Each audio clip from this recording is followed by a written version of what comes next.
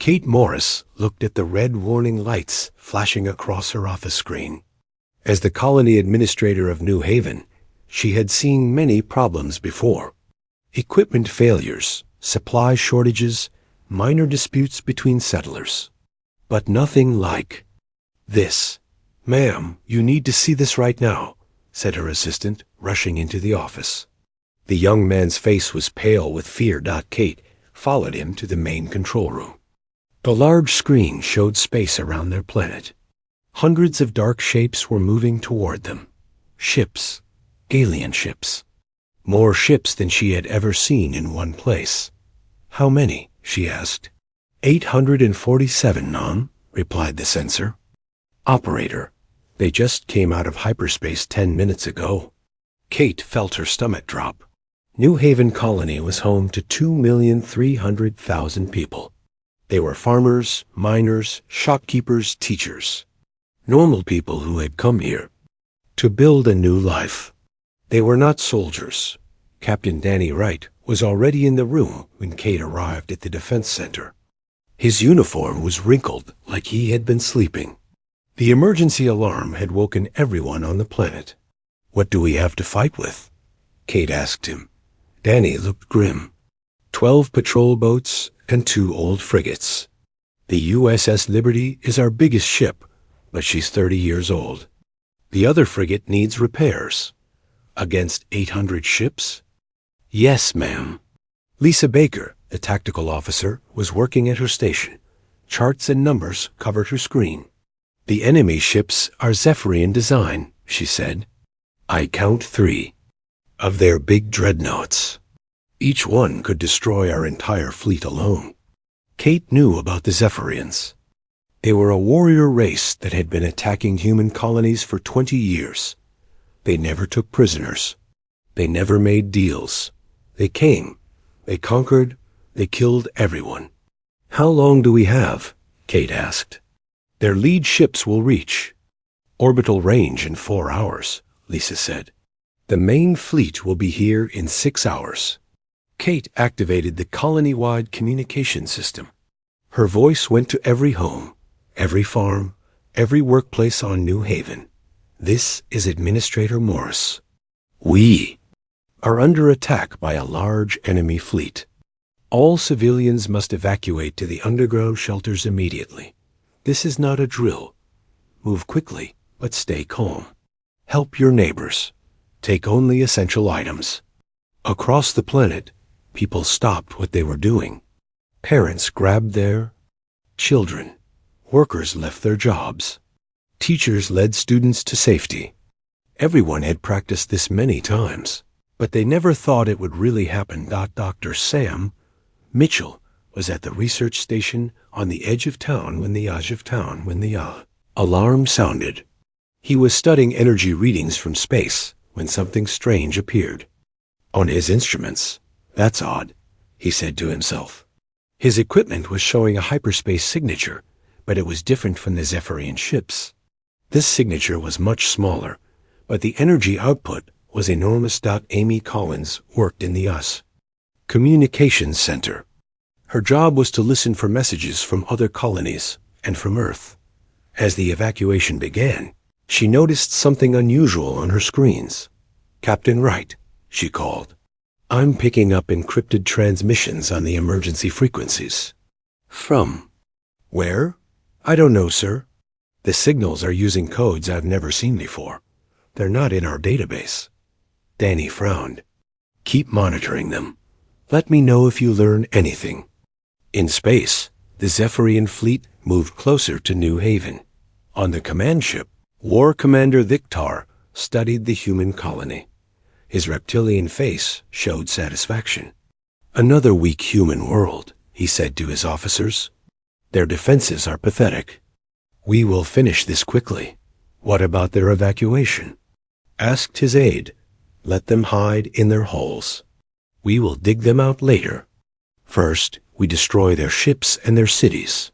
Then we hunt down the survivors."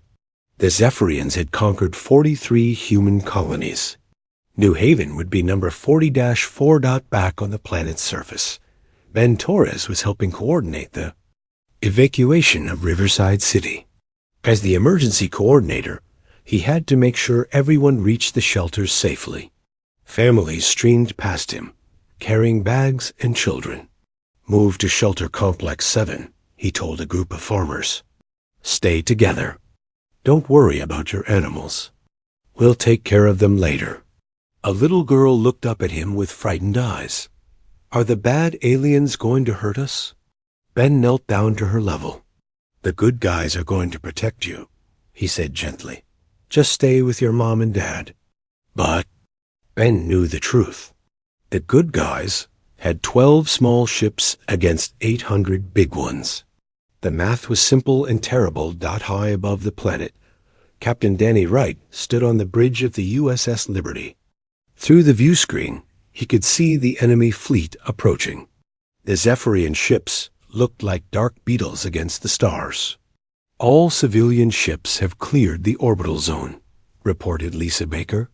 The evacuation transports are moving to the far side of the planet. Good. Signal the fleet. We'll make our stand at the outer defense line. Danny knew they couldn't win, but they could buy time. Maybe the civilians could hide long enough for help to arrive. Maybe Earth would send a rescue fleet. Maybe, but probably not. The 12 human patrol boats formed up around the 2 frigates. They looked very small compared to the approaching enemy, but they were all that stood between the Zephyrians and 2 million innocent people.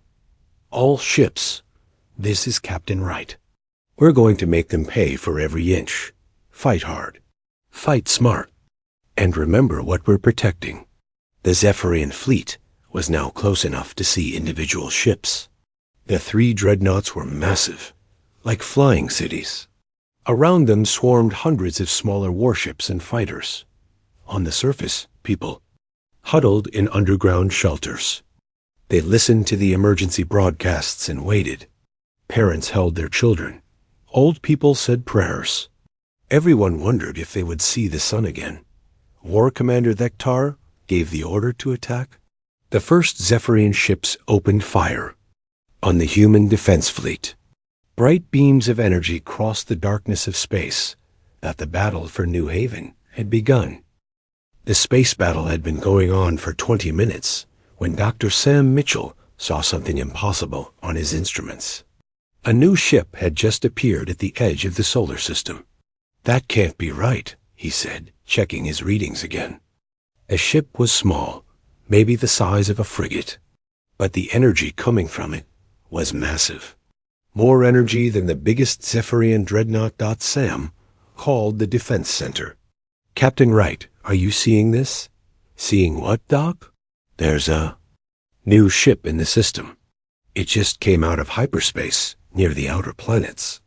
On the bridge of the USS Liberty, Danny Wright looked at his tactical display. His ship was badly damaged.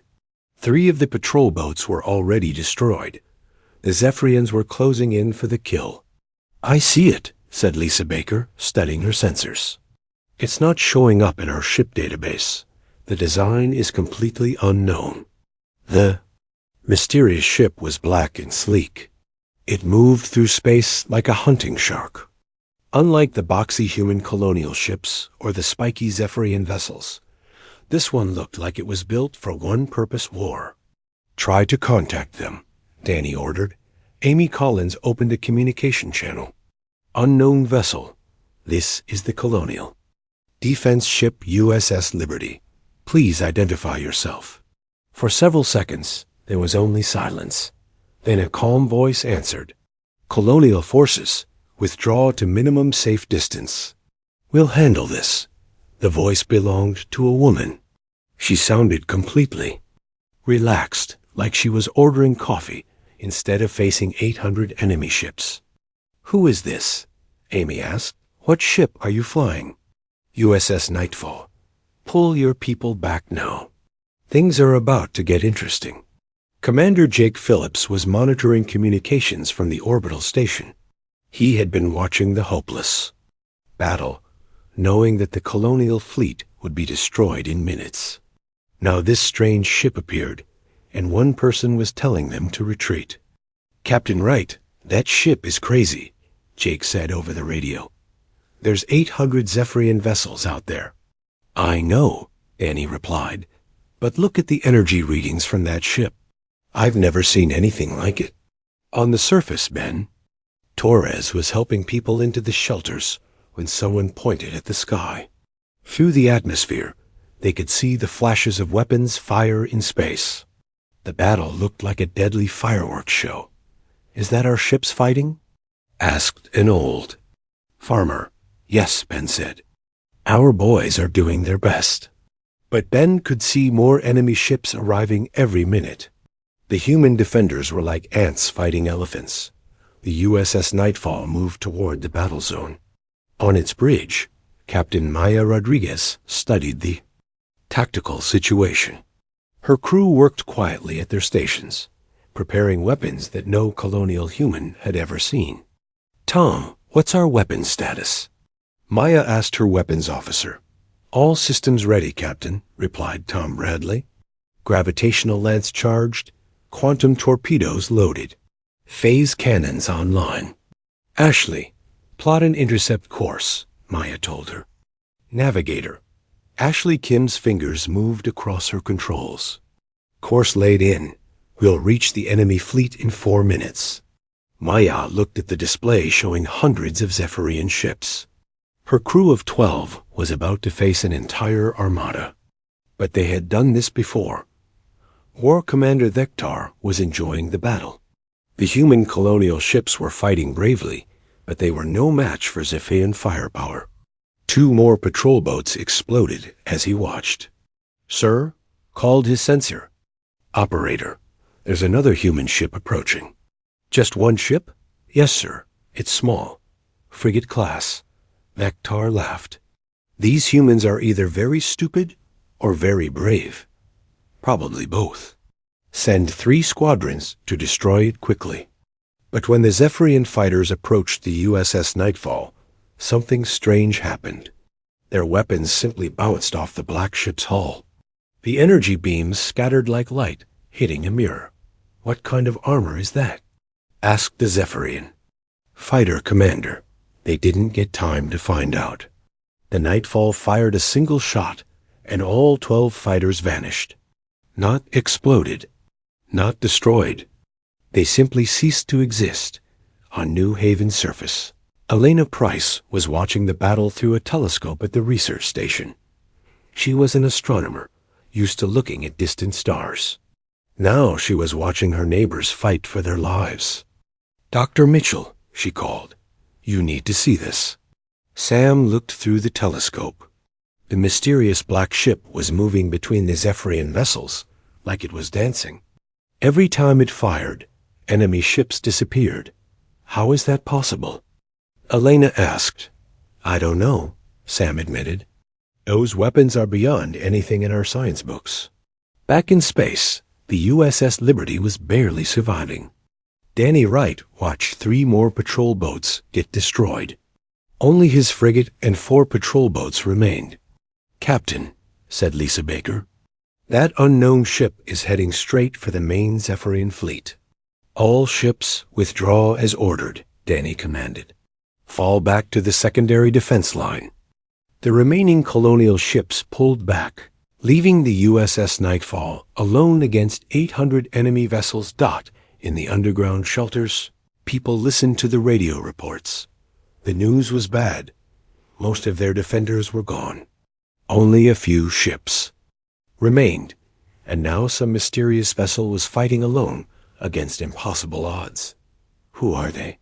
whispered a mother, holding her young son. "I don't know," said the shelter coordinator. "But they told our fleet to get out of the way. That means they have a plan." Chris Martin was a maintenance worker who had been caught on the orbital station when the attack began. Through the station's observation deck, he watched the lone black ship approach the enemy armada. "This is insane," he said to the other workers. "That's suicide." But as they watched, the USS Nightfall did something that changed everything. It released dozens of small objects that accelerated toward the Zephyrian fleet faster than anything they had ever seen. War Commander. Vector saw the objects approaching his ships. What are those things? His weapons officer studied the readings. Unknown, sir. They're too small to be missiles. Maybe escape pods? Escape pods don't move that fast. All ships prepare for impact. The small objects reached the Zephyrian fleet and began hitting their targets. Each impact completely vaporized a warship, not damaged, not disabled, completely destroyed. In 30 seconds, 50 Zephyrian ships were gone. Impossible, breathed Dektar. What kind of weapons are those? But the USS Nightfall was just getting started. Captain Maya Rodriguez smiled as she watched her weapons work. Tom, let's show them what humans can really do when we try. Yes, ma'am.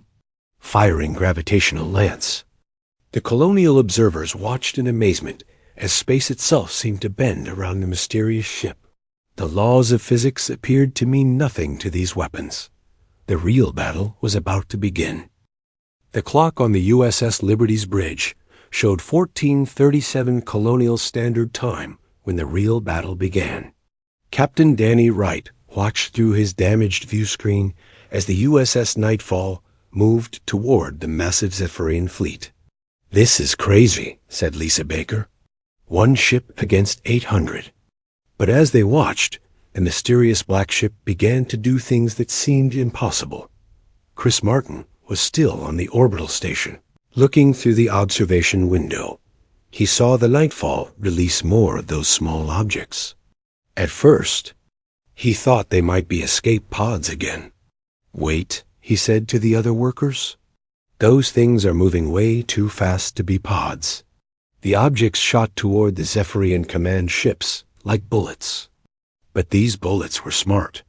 Each one found a different target and hit it perfectly. When they struck, the enemy ships didn't just explode. They vanished completely, like they had never existed. War Commander Vector watched 50 more of his ships disappear in the first minute. His reptilian hands gripped his command chair. All vessels, concentrate fire on that human ship, he ordered. Destroy it now. 200 Zephyrian ships turned their weapons toward the USS Nightfall. Thousands of energy beams crossed space. All aimed at the lone black ship. The beams hit their target and did absolutely nothing. On the surface of New Haven, Elena Price was still watching through her telescope. She saw the enemy weapons hit the mysterious ship and bounce off like raindrops. Double quotes, Dr. Mitchell, she called. Their weapons aren't working. Sam Mitchell looked through another telescope. The energy is just scattering. It's like that ship is made of mirrors. But that's impossible. No armor can deflect that much firepower. I know, Sam said quietly, but we're seeing it happen. The second minute of battle began when the USS Nightfall fired its main weapons. Captain Maya Rodriguez had been patient, letting the enemy waste their ammunition. Now it was time to show them real power. Tom, fire the phase cannons, she said calmly. Tom Bradley pressed the firing controls. Phase cannons firing. The weapons that fired from the Nightfall didn't look like normal energy beams. They looked like tears in space itself. When they hit Zephyrian ships, the vessels didn't explode. They simply stopped existing. Elena Price rubbed her eyes and looked again. Sam, entire squadrons are just disappearing. I'm recording everything, Sam said. Nobody will believe this without proof. In the underground shelters, people listened to the radio reports. The announcer's voice was full of amazement. The unknown ship is destroying enemy vessels faster than we can count them. In 2 minutes, over 200 Zephyrian ships have been eliminated. A young boy looked up at his father. Are we winning, Daddy? I think so, son. I think we're winning. The third minute brought something even more incredible. The USS Nightfall began moving in ways that broke all the rules of space travel. It seemed to teleport from one position to another. Ashley Kim was piloting the ship with technology that made normal engines look like toys. "Quantum jump complete, Captain." "We're behind their main battle line." "Perfect position," Maya said. "Tom, target their heavy cruisers." The Nightfall appeared behind a group of large Zephyrian warships. Before they could turn around, the mysterious weapons fired again. 20 heavy cruisers vanished in 5 seconds. Alex Johnson was the engineering chief on the USS Liberty. His instruments were trying to measure the energy coming from the unknown ship, but the readings were so high they broke his equipment. "Captain Wright," he called, "my sensors just overloaded. Whatever that ship is using for power, it's beyond anything we've ever seen." "How far beyond?" Danny asked. "Our main reactor puts out about 50 terawatts. That ship is putting out energy in the petawatt range. That's 1,000 times more powerful than our biggest power plant." Commander Jake Phillips was listening from the orbital station. "That's impossible. A ship that small can't carry that much power." "I know it's impossible," Alex said, "but it's happening." The fourth and final minute began when the 3 Zephyrian dreadnoughts decided to attack together. War Commander Vectar was on the lead dreadnought, desperate to destroy the human ship that was wiping out his fleet. "All dreadnoughts converge on the enemy vessel," he ordered. "Combined bombardment. Maximum power." The 3 massive ships, each one bigger than a city, surrounded the USS Nightfall. Their main guns could destroy planets. Surely they could handle one small human ship. Ben Torres was still helping people on the surface when someone pointed at the sky. Even through the atmosphere, they could see 3 huge shapes moving toward a smaller one. "Those big ships are going to crush it," said an old woman. "Maybe," Ben said, "but that little ship has been surprising everyone." The 3 dreadnoughts fired at the same time. The combined energy could have melted a moon. All of it hit the USS Nightfall at once. The black ship sat in the middle of the energy storm, completely unharmed. Captain Maya Rodriguez looked at her tactical display. The 3 biggest enemy ships were now close together, exactly where she wanted them. "Tom, charge the gravitational cascade weapons." "Gravitational cascade charged and ready, Captain." "Fire." What happened next made everyone watching question what they knew about the universe. The USS Nightfall fired weapons that grabbed space itself and twisted it into Knots Dot. The 3 Zephyrian dreadnoughts began to collapse inward, not crushing like normal ships under pressure. They were being pulled into tiny points by artificial black holes. Elena Price watched through her telescope as the massive enemy ships became smaller and smaller. "They're imploding," she whispered. "The black holes created by the weapons pulled in dozens of nearby Zephyrian ships before disappearing safely. In 30 seconds, the 3 dreadnoughts and 60 other vessels were gone. War Commander Vectar had just enough time to send one final message before his ship was consumed. "All Zephyrian forces retreat. The humans have weapons we cannot fight." But there was nowhere to retreat to. The USS Nightfall moved through the remaining enemy ships like a shark through a school of fish. Every shot destroyed multiple targets. Every movement put the mysterious ship in the perfect position to kill more enemies. At exactly 1441 Colonial Standard Time, the last Zephyrian ship exploded. The entire enemy armada was gone. 847 vessels destroyed in 4 minutes and 12 seconds. The space around New Haven was empty except for debris and the lone black ship that had saved them all. On the USS Nightfall, Captain Maya Rodriguez looked at her tactical display. No enemy contacts remained. "Ashley, set course for the orbital station. I think the Colonials have some questions for us."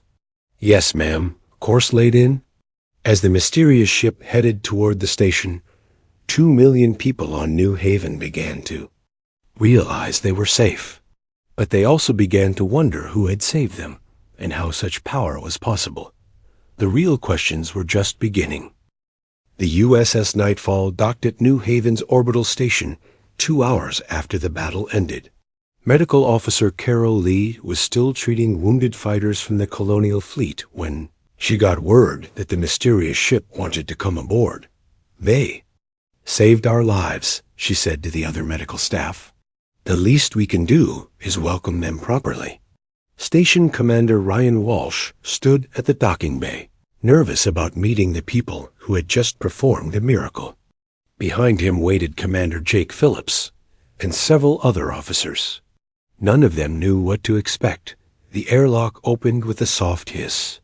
6 people walked through, wearing dark blue uniforms that looked similar to colonial military dress, but different enough to be noticeable. The woman in front was clearly the captain. "I'm Captain Maya Rodriguez of the USS Nightfall," she said, extending her hand to Ryan. "Thank you for letting us dock." Ryan shook her hand, surprised by how normal she seemed. "Commander Ryan Walsh, we owe you our lives, Captain. All of us." Maya looked around the docking bay. The station was old, built 50 years ago with basic technology. Compared to the Nightfall, it was like comparing a wooden cart to a race car. "Your people fought bravely," Maya said. "Captain Wright and his crew showed real courage out there." "But we were losing badly," Ryan admitted. "How did you destroy so many ships so quickly?" Maya smiled. "Better technology. My ship represents advances that your colonies haven't seen yet." Security Chief Pete Adams had been studying the Nightfall crew carefully. Their uniforms had strange symbols instead of normal human military badges. Their equipment looked advanced, but he couldn't identify any of it. "Captain Rodriguez," Pete said, "what branch of human military are you from?" "I don't recognize those insignia." "Deep Space Command," Maya replied. "We operate in sectors that most colonials don't know about." "Intelligence." Officer Maria Gonzalez stepped forward. She had been researching human military units for 15 years. "I've never heard of Deep Space Command." "What's your chain of command? Who do you report to?" "That's classified information," Maya said politely. "But I can tell you that we've been protecting colonial settlements for a long time. Most of the time, you never know we're there." Dr. Nancy Clark had been studying the energy readings from the battle.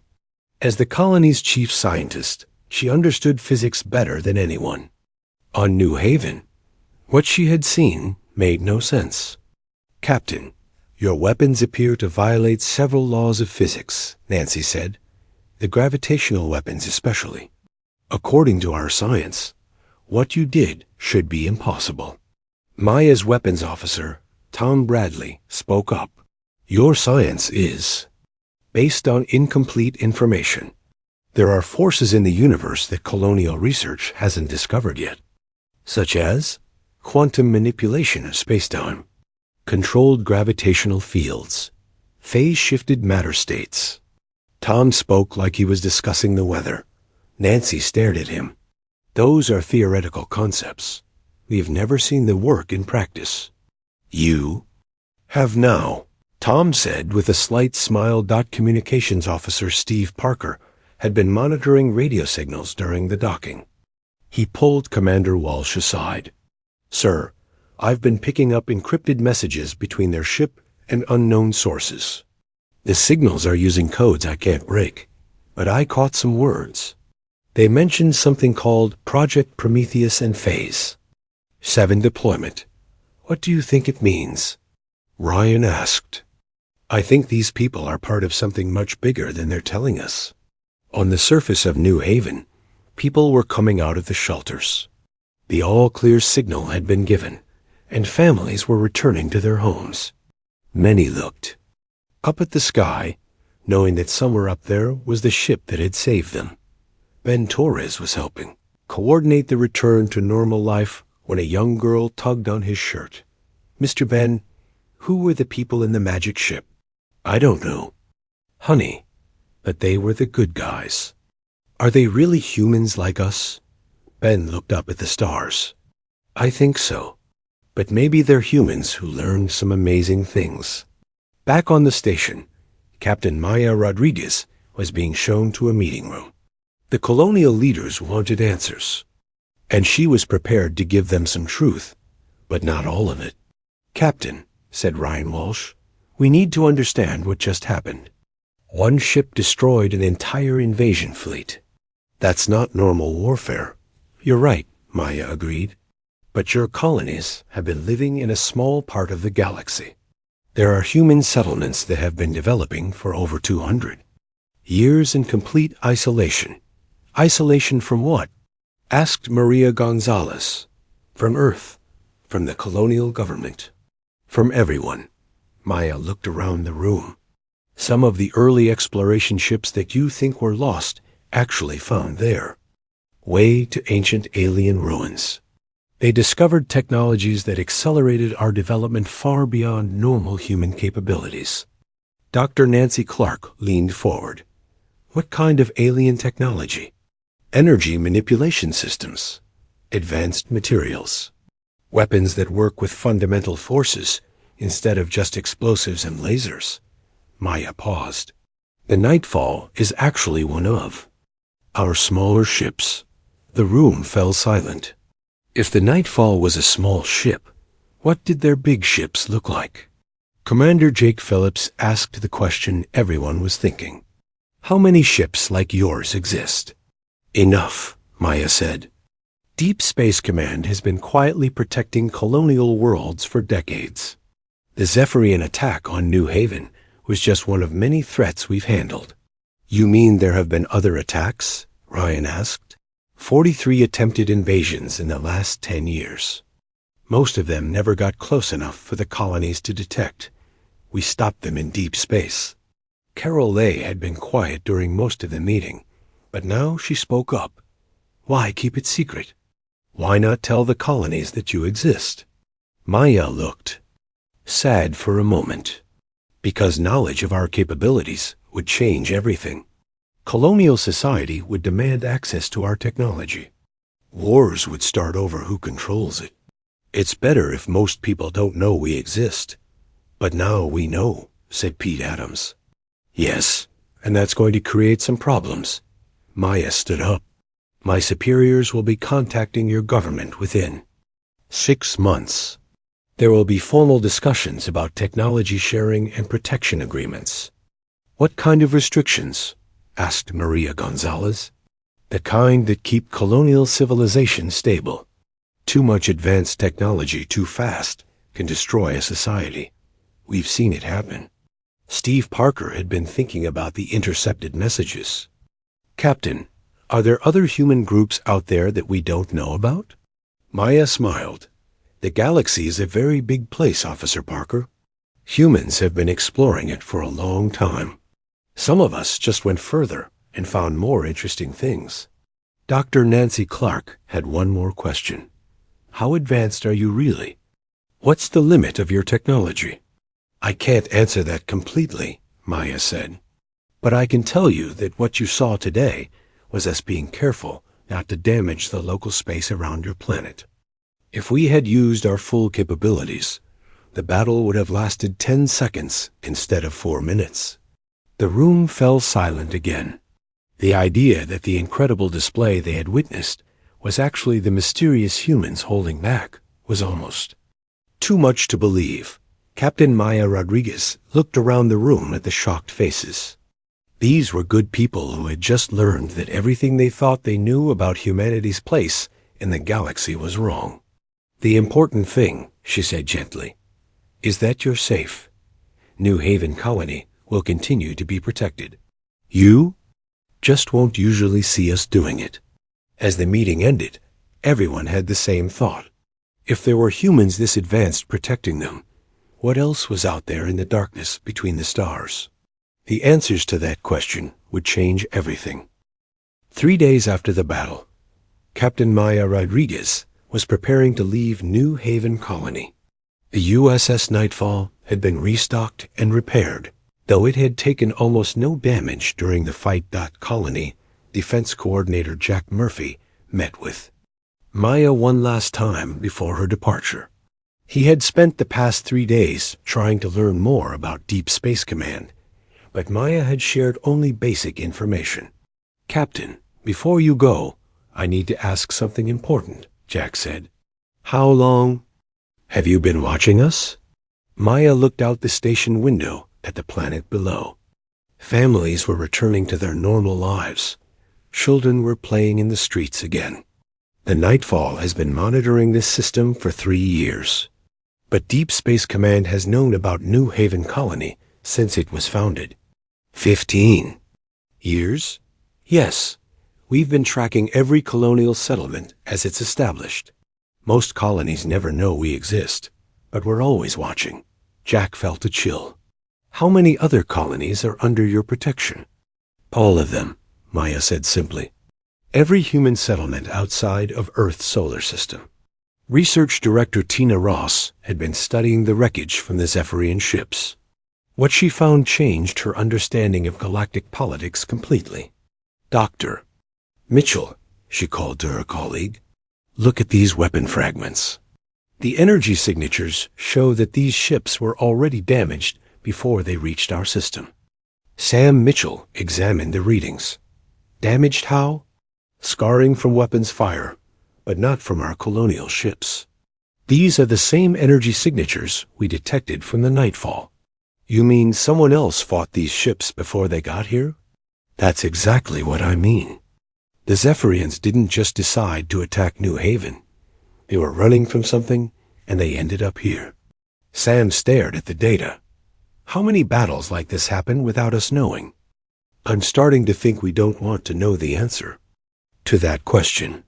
Supply Officer Greg Foster was reviewing the station's supply logs when he noticed something strange. Several items had been delivered over the past 2 years that weren't in any official shipping manifests.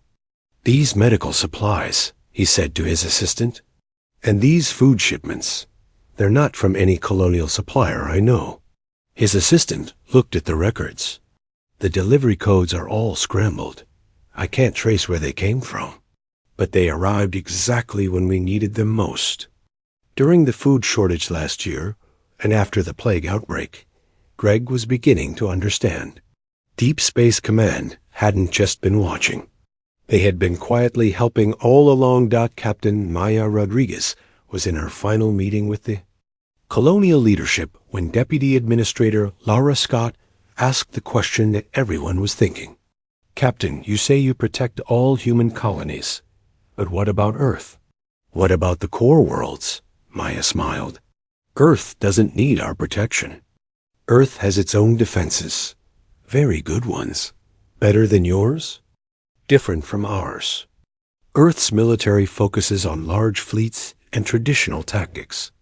We focus on advanced technology and stealth operations." Commander Ryan Walsh leaned forward. "Are you saying there are multiple human military forces that don't coordinate with each other?" "The galaxy is big enough for different approaches," Maya said. "Earth handles the threats they know about. We handle the ones they don't." Long-range sensor operator Mike Davis had been monitoring deep space since the attack. What he found made him call Commander Walsh immediately. "Sir, you need to see this. I'm detecting multiple ships moving through hyperspace in distant sectors. The energy signatures match the Nightfall." Ryan looked at the display. Dozens of contacts were moving throughout human space, all using the same advanced technology. "How many ships are out there?" Ryan asked. "At least 50 in sensor range. But my equipment can only detect ships within 100 light years. There could be hundreds more."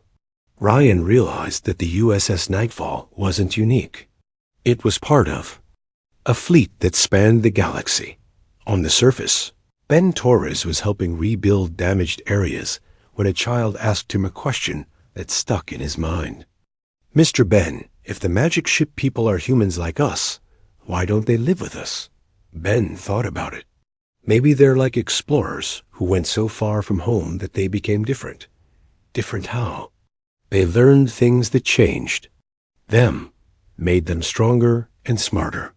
Will we become like them someday? Ben looked up at the stars. Maybe, kid, maybe that's what happens to humans when we reach for the stars. Governor Helen Wright was writing her report to Earth Command when she realized the full significance of what had happened. This wasn't just about one colony being saved. This was about discovering that humanity was far more advanced and widespread than anyone knew. How do I explain this? She said to herself. How do I tell Earth that there are humans out there with technology that makes our best ships look like toys? She decided to tell the truth, knowing that it would change everything. Earth would want to contact Deep Space Command. They would want access to the advanced technology. They would want answers to questions that might not have safe answers. Far out in deep space, Admiral Kevin Shaw stood on the bridge of a ship that dwarfed even the Zephyrian dreadnoughts. The USS Sovereign was one of Deep Space Command's battleships, and it was currently monitoring 17 different alien threats across human space. Admiral, reported his tactical officer, the Nightfall's mission at New Haven Colony was successful. All Zephyrian forces eliminated. Excellent. Mark New Haven as contact authorized in our files. They'll be receiving formal diplomatic contact within 6 months. Kevin looked at the tactical display showing human space. Hundreds of colonies, thousands of ships, millions of people. All of them protected by forces they never saw. What's our next priority? He asked. The Krellin Empire is massing forces near the Centauri colonies. Intelligence suggests they're planning a major offensive. Send Battle Group 7 to intercept them. Standard protocol. Destroy the threat before it reaches colonial space. Yes, sir. Should we inform the colonies? No need. They'll never know. The Krellins existed. This was how it had always been. Deep Space Command fought wars that colonial humans never heard about, against enemies they never knew existed. It was a lonely job, but it kept humanity safe. Back on New Haven, Captain Maya Rodriguez was giving her final orders to the colonial leadership. Remember, she said, what happened here stays classified until Earth Command gives you permission to share it. The fewer people who know about us, the safer everyone stays. What if we're attacked again? Asked Ryan Walsh. You won't be. This system is now marked as under active protection. Any hostile forces that approach will be eliminated before they get within a light year of your planet. As the USS Nightfall prepared to leave, Maya looked back at New Haven Colony one last time. The people there were good, honest folk who deserved to live in peace. They would continue their simple lives, never knowing that they were part of something much larger. In the depths of space, humanity had become something magnificent and terrifying. They had spread across the galaxy not as conquerors, but as protectors. They had found ancient knowledge and used it wisely. They had become the guardians of their own species, watching from the shadows. The Zephyrians had thought they were attacking a helpless human colony. Instead, they had encountered the edge of an empire that spanned thousands of worlds and commanded technologies that could reshape reality itself. The USS Nightfall jumped to hyperspace, heading toward its next mission. Behind it, New Haven Colony returned to peaceful life, protected by forces beyond their imagination dotting the galaxy. Humanity had learned the greatest lesson of all. Sometimes the best way to protect those you love is to let them believe they are safe on their own.